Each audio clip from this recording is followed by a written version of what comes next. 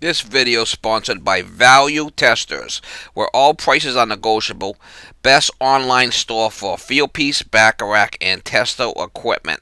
Special free 2-day shipping available on selected seasonal products. Link in description below. Morning, guys. It is May 2019, Saturday morning. I'm just going to do a quick little coffee chat. Got myself a nice coffee here. Some things going on with me. Some of you guys have been noticing my truck's been kind of misfiring and skipping and running a little shitty. Well, come to find out, the fuel lines coming from the tank running along the chassis were all rotted out and started leaking fuel quite a bit of fuel out of there, all running down. Every time I'd park, it'd be a big puddle of fuel on the ground. So I got under there and I looked, and boy, these things are really bad, really rotted. So I called up the mechanic, and they dropped it off over there Thursday, and he's gonna run, I guess, put new steel lines under there against the chassis for me. So I haven't had a truck since Thursday afternoon, Friday. Today's Saturday. I probably won't get it back till Monday. Hopefully, I get my truck back Monday and get up and running again. AC jobs have been starting to come in, starting to get a little warm here. I got 5 or 6 of them I got to do. As far as go doing check and clean and all type of stuff, and the calls are starting to come in now for that. So today's about 70 degrees today, so it's starting to warm up for the AC calls, and I know a lot of you guys like that stuff. I get a lot of comments on the burning videos as far as the cardboard. Oh, you guys should recycle that cardboard. A lot of them boxes that I get from the meat market, I get a lot of stuff for the chickens. A lot of them boxes are real nasty inside, all full of food stains and nasty. That's not something that I could recycle anyway, because I go to the meat market, they throw tomatoes in there and sandwiches and lettuce scraps and all kinds of stuff in there. It's pretty nasty. That's all for the chickens. Chickens eat all that stuff.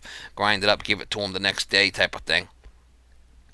So I really can't do that. Today I did cut the grass and gave it to the chickens, threw in the chicken runs. They love to cut grass. They dig through it looking for bugs, and they'll flatten it all out. I throw in a big giant pile in the runs, and next thing I know, I go there, it's all flattened out, kicked everywhere. They're over there kicking it, eating the grass, looking for bugs and worms and whatnot. It's pretty comical.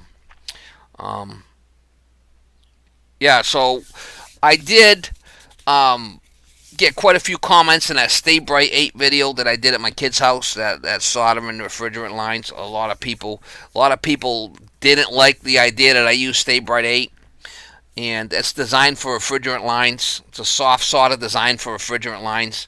The tensile strength actually is as strong or stronger than Silphos, which is brazing. The reason being is when you braze, you heat the lines up so hot that you turn them red, and it anneals the copper. That's where the weak spot is. After you heat it up that much, the copper is weak at because you heat it, you anneal it.